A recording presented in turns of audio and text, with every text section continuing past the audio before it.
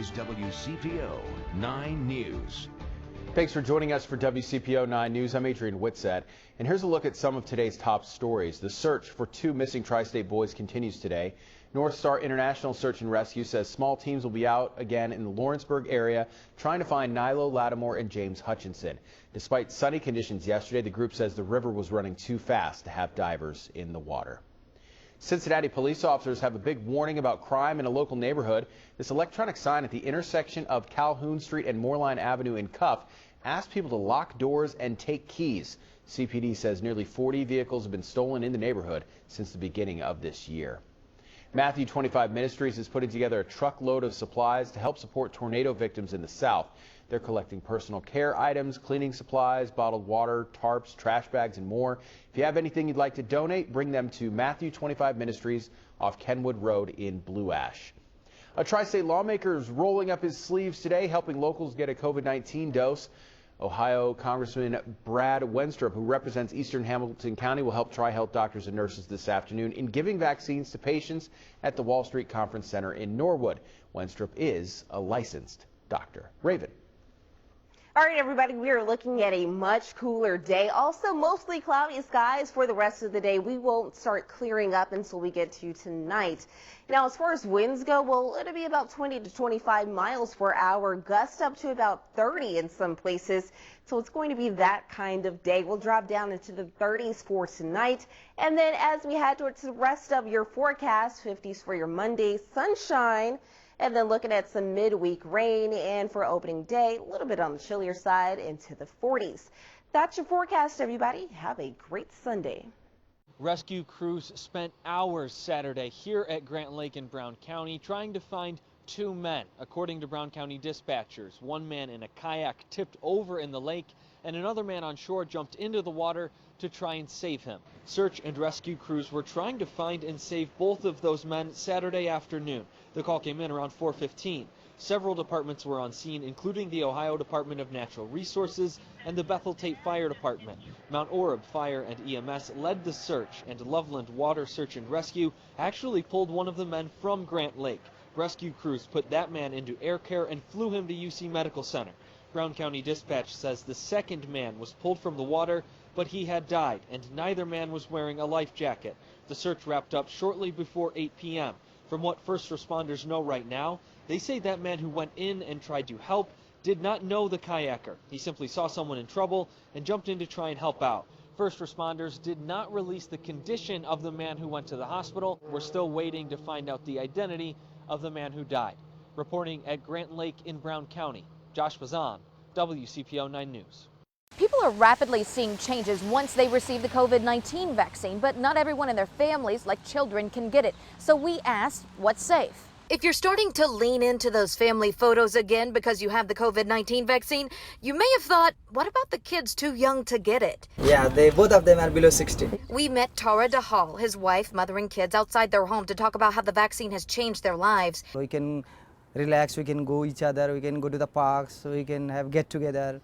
We'll be back to our normal life. And Hamilton County Public Health Commissioner Greg Kesterman says, generally speaking, that's safe for adults who are vaccinated. Grandma and grandpa can finally get back together with their children and grandchildren and hug and not wear masks. Kids are generally speaking less likely to transmit COVID as an adult or a teenager. There's a graph he gave me to help me understand what prevention methods you should take if you want to have a play date. If it's just your household and one other household, and at least one of those have been vaccinated, no mask or prevention methods needed, unless someone in the unvaccinated house is high risk. More than 2 unvaccinated households at one location, like out to eat, family reunions, mask, social distance, and wash hands. The best guidance for getting groups of people together would still be to do so outside. And if you're not able to maintain social distance, we're going to recommend that you wear a mask. If you want to vacation with another family, you could look at doing some testing before a vacation. Each family really has to make a personal choice on what they're comfortable with. Some of you asked, what if your child is over 16 but does not want the vaccine? Or they do want it and you don't want them to have it. Well, Hamilton County Public Health says kids need parental permission to get it, and parents have the power to stop their child from getting it. The DeHalls say that's not an issue for them. We feel very comfortable now. I have reported on how to navigate the vaccine registration process in Ohio. I'll put a link to that in the story on our website, WCPO.com. Reporting in College Hill, Courtney Francisco, WCPO 9 News. The latest census information is that about 1% of the Brown County population is African American. And in that small number, there is mixed feelings about whether or not to take the COVID-19 vaccine. Still, word of mouth and drive-through vaccination centers like this one are a grassroots effort by the Brown County Health Department to get information and doses to those that need it. I was going to all websites here and to the Eastgate area and the Anderson area and putting my name on their list. And Dorella Grant, like many in Georgetown, is eager to get the coronavirus vaccine. She joined lines of cars at a Brown County vaccination drive-through to get one of 2 doses. I know it's not going to cure it, but it could lessen the severity if you should get it. It's just like back in the day when you were coming up, you got the polio, you got the measles. But on her first attempt to get the vaccine, she was turned away because of a limited supply. Probably wasn't 2 days later, the health department called and asked me if I needed to still get a shot. Grant is not alone. The Brown County Health Department to date has given more than 6,000 vaccines to residents. Marjorie Pelt says it has been a grassroots effort to reach people who live out in the county. We don't have public transit. We don't have a hospital in our county. We rely heavily on our doctor's offices that are here. Pelt says her office has worked closely with the county's only weekly newspaper to get applications to residents who don't have access to printers. And when it comes to getting that info to the Black community, it has been about word of mouth. All of us here know people throughout the county because we're from here and we've been here. But not everyone in the county's Black community is on board with the vaccine. Gerald Alford pastors the First Baptist Church in Ripley, Ohio. He says his congregation, which largely includes elderly Black people, has shared mixed thoughts about the vaccine. Say, they're not taking it because of the Bill Gates situation, or some of them say that they're not going to take it because of the Miss Evers project. They were told they would be given one thing and all of a sudden, boom. My thing was, I just don't want to be 5 years from now, I hear a commercial. If you've taken this vaccine, please call the attorney office. He says it's the country's history of using Black Americans as guinea pigs that causes mistrust. Despite his doubts, Alford says the choice to get vaccinated is up to each person in his church. I tell them, don't, because I'm not taking it, don't you take it. Let that not be the reason you take it. My faith is what keeps me going. And just as it did with the children of Israel, I'm fine with it. In Brown County, Whitney Miller, WCPO 9 News. I'm real old, man. Ronald William jokes all the time, but at 65, he and fellow home health care worker Natalie Johnson. I missed my last year's birthday. I spent it in the house by myself, cooked my own dinner. This year, I want to be out somewhere, and I want somebody to cook for me. Have simple dreams the vaccine they almost skipped might bring to life. I was scared because of what they say the side effects are. We don't get the same type of health care as everybody else. One time I was in the hospital, couldn't even hardly stand, and every time I stood, I passed out, but I still got sent home. It's too much history of disparities.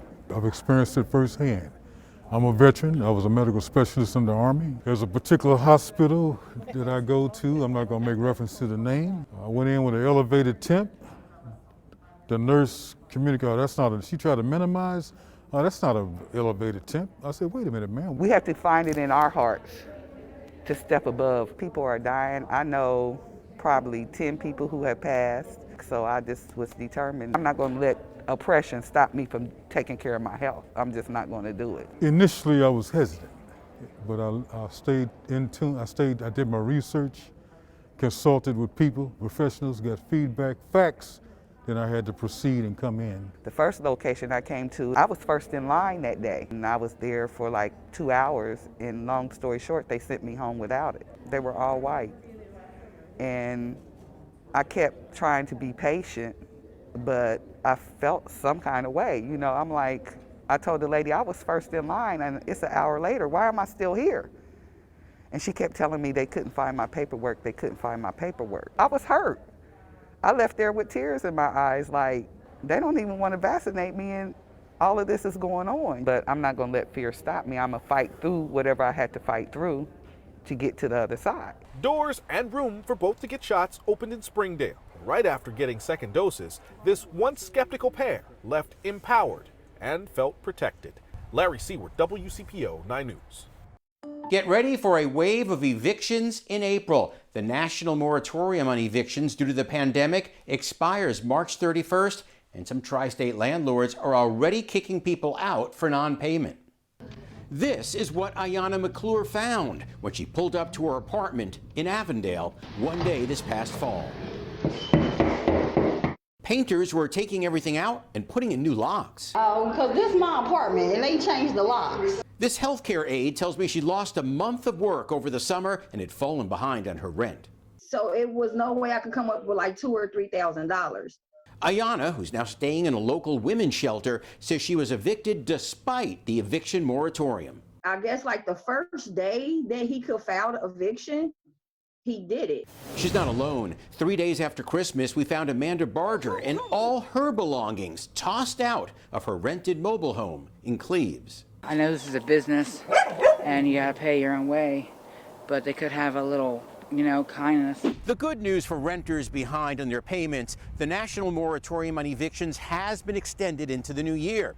The bad news, there are still many reasons why a landlord can still legally kick you out. Disturbing your neighbors, not maintaining, keeping the apartment clean, those sorts of lease violation or tenant violation duties. Nick DiNardo of Legal Aid says tenants need to know the eviction moratorium is not automatic. You must submit a CDC form available at the CDC or Legal Aid websites or your local library. The moratorium only applies to financial hardship. There are plenty of people who are being evicted right now. Among them, these two women. In both cases, their landlords told us there were other reasons besides late rent. With the moratoriums on evictions expiring, take that stimulus check or tax refund and make sure you pay your landlord first so you don't waste your money.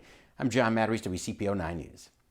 A devastating end to this 7-month-long saga. Court documents say Dominic's mother and her husband tried to hide his body in this West Side apartment. His father tells me he is looking for the highest level of justice.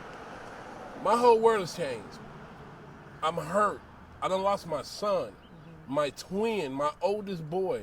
Marcus Allen can barely stand to recall the past 7 months. I really can't explain how I feel. I'm angry. He recently learned that the body found in December in this Westwood apartment belonged to his 19-year-old son, Dominic Allen. Police say Allen was first reported missing back in September. I got a call from Michael. He says you need to go up to her house. They believe they found the body. I stood frozen for a moment. 72 days. 72 days went by before y'all found my son. According to court documents, Dominic's mother, Kenya Stallworth, and her husband, Robert Robb, tried to conceal the body under clothes and behind a sealed door where investigators say the body was decomposing. Stallworth and Robb are charged with gross abuse of a corpse and tampering with evidence in connection to Allen's death. Marcus Allen says he wants nothing but justice for his son. I want them to get everything that's coming to them. And he has a message for anyone that will listen. The children are our future. Stop killing them, please. I don't want nobody else to have to go through what I'm going through and what I'm dealing with. In Westwood, Whitney Miller, WCPO 9 News.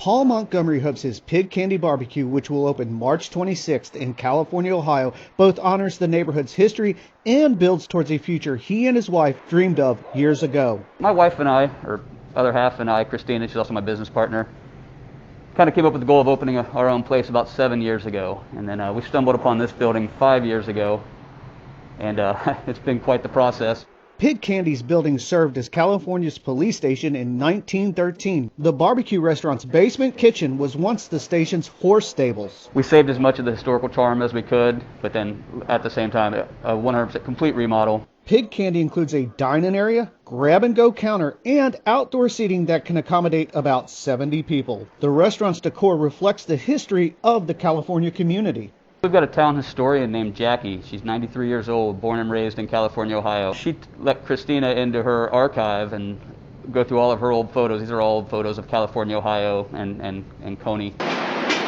Montgomery said he hired longtime chef Luke Tranowski to run the kitchen. It's the same barbecue, but different barbecue. Instead of the brisket, we're doing brisket one day a week, but we're doing the shoulder claw, which is an old school cut of beef. Tranowski said Pig Candy will offer a few items not seen in most barbecue places. We have a vegan geta, which is, everyone likes geta, so let's let the vegans enjoy too. Tranowski said the vegan geta is just part of a healthier spin he's giving most of Pig Candy's side items. We have a pasta salad, there's a grain salad. Pig Candy will also offer gluten-free waffles. As my wife and I have gotten older, we try to watch what we eat a little bit more. Montgomery said he hopes Pig Candy helps fuel California's revitalization. My wife and I have just fallen in love with this little community, this little river town. For more information about Pig Candy, visit WCPO.com. I'm Brian Maines, WCPO 9 News. We actually have more work than we do have available labor. So right now we are in a hiring frenzy. Zach Kramer is managing director of Aero Elite. We are a textile manufacturing facility. So we manufacture any type of soft goods from small bags to large engine covers. Kramer says the problem is finding people who sew. So that's been a very big challenge for us, mainly because the folks who do have sewing skills are typically older and they're at the end of their working career. Aero Elite is partnering with Lois Shagog and her program Stitched at St. Francis Seraph Ministries Sarah Center. It's a 5-week program. Shagog created Stitch to offer training to the people experiencing homelessness and poverty who get meals from St. Francis Seraph and Over the Rhine.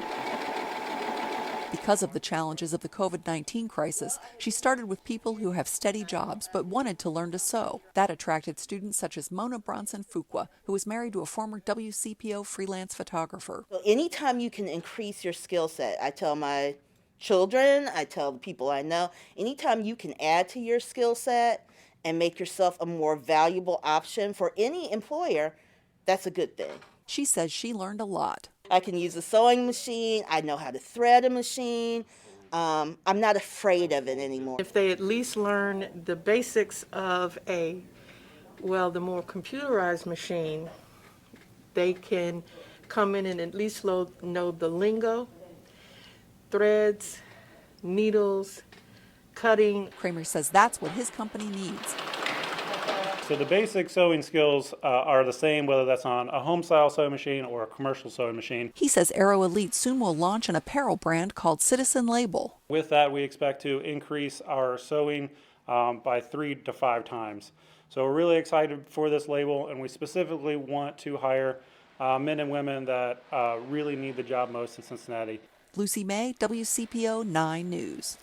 Hello, everyone. I'm 9 First Warning meteorologist Sherry Hughes. We had some chilly temperatures today. We started in the 60s after midnight, but temperatures fell into the 40s during the afternoon, and the winds have been gusting into the 30s. I think the highest gust I saw was about 37 miles an hour. Well, the good news, the winds are going to decrease as we go into the overnight, and certainly as we go into tomorrow or your Monday, we'll get the winds out of the west and also mainly a little bit of a southerly flow by Tuesday, but winds will die down to about 5 to 10 mile an hour for your Monday into Tuesday. Tuesday, though, it's going to go back up again. Here's the way it looks for this evening. We've had the clouds as well. Clouds will disperse. We will gradually see mostly clear skies in the overnight hour. By about 2, we're at 34. I think we'll bottom out around 31 degrees. Then as you get up in the morning, we see those temperatures go back from 30s to 40s at noon, and then 50s, which are seasonal temperatures during the afternoon. And notice every day part has sunshine and lighter winds out there. So it's a pretty good start